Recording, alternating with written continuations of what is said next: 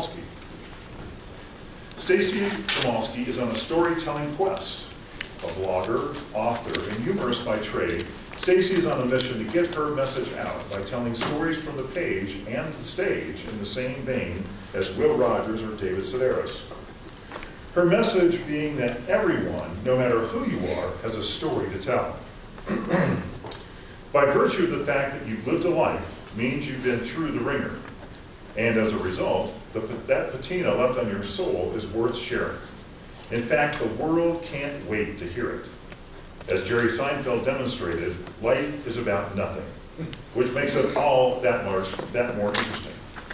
To prove this point, today Stacy is giving her enlightening speech, Birthday Beauty Secrets, project number 3 of the Toastmasters Storytelling Manual, the topic of which is the moral of the story. Her speaking objectives today are to understand that a story can be entertaining and display moral values, to create a new story that offers a lesson or moral, and to use the skills developed in the previous storytelling manuals. Her speech time today is 5 to 7 minutes. Please welcome Stacy.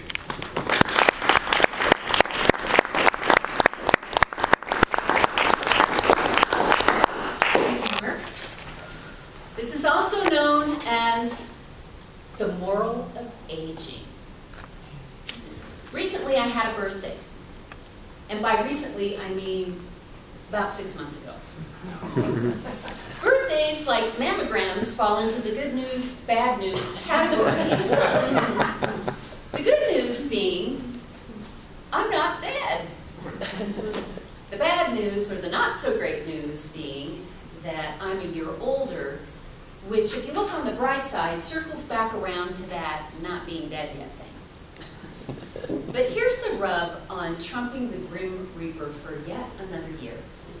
After a woman hits her 40th birthday, she falls into that obtuse, nebulous bracket of a woman of a certain age, where a gentleman just becomes distinguished. For example, gray hair on a guy does not deter his perceived hotness. On the contrary, experience makes him seem like he'd be smart enough to remember a cornucopia of lady-induced important information, such as where the good scissors go. Same place they've been for the last 20 years. Or my birthday. Same day it's been for the last years. Women love a man who's figured out how and when to pay attention. So gray hair is probably a good indicator that he's already gone through those growing pains by way of another woman that isn't you. On the other hand, people see gray hair on a woman and they wonder why she left the nunnery. Or they assume that she's got cats and a bunch of handmade quilts to keep her company. So she's got no reason to believe that blondes or brunettes, or redheads for that matter, have more fun.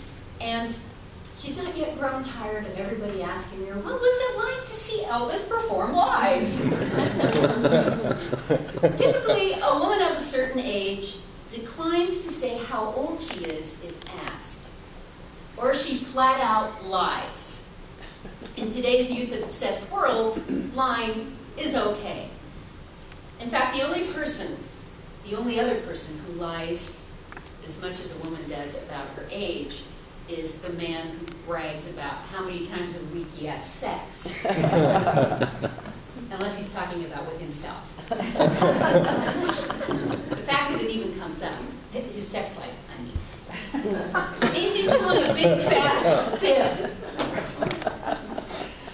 Like most of my friends, I too am a woman of a certain age and have been for a while. Once I passed that milestone, I had no interest in lying about my age. If somebody asked me, I would freely throw it out there. No one even batted an eye at the number I gave, and all was good. But as I got a little older, I started getting responses like, wow, you look good. And I thought, well, at first maybe I thought, oh, that's maybe due to my sad, snazzy sense of style, or the fact that I actually found some time to wash my hair. But eventually, however, I realized that these well-intended compliments, I understood what they were saying when they started appending "for your age" to the end of their sentences. You look good for your age. Really? Compared to what? The back end of a rhinoceros? A well-oiled baseball glove? Keith Richards on a good day? Seriously, that "for your age" bit through me. Can't a woman look good at any age? Then people started asking me, what's your secret? My secret? You mean my stock investing tips? Or the fact that I'm able to juggle, the fact that I'm able to juggle being a comic and a writer with abject poverty? That's a really good secret I have yet to figure out. No, what's your beauty secret? How do you stay looking fairly young? And that was another one, the fairly young. Like, really, this is going from bad to worse. Well, first of all, I don't think I look that young, especially if you catch me in the morning when I get up. Then I really do look like the back end of a rhinoceros. Secondly, there's a lot that you can do with the attributes that you were born with, but honestly, 85% of how you look is due to genetics. And though I like to say I was smart enough to pick really well-preserved parents, I just live by the luck of the draw like everyone else. And thirdly, I'm an extremely picky eater. Just ask anyone who's gone out to dinner with me.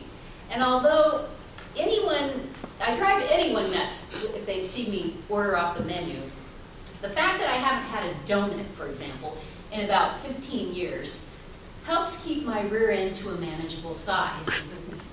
So there is no secret, really, other than water. I drink lots of water. And if you spend a minimum of an hour with me, that's no secret at all, because I'll be going to the bathroom all the time. So how old did I actually turn on that last birthday? Well, as Oscar Wilde once quipped, never trust a woman who reveals her true age. That said, I am a spry 102 years old. Given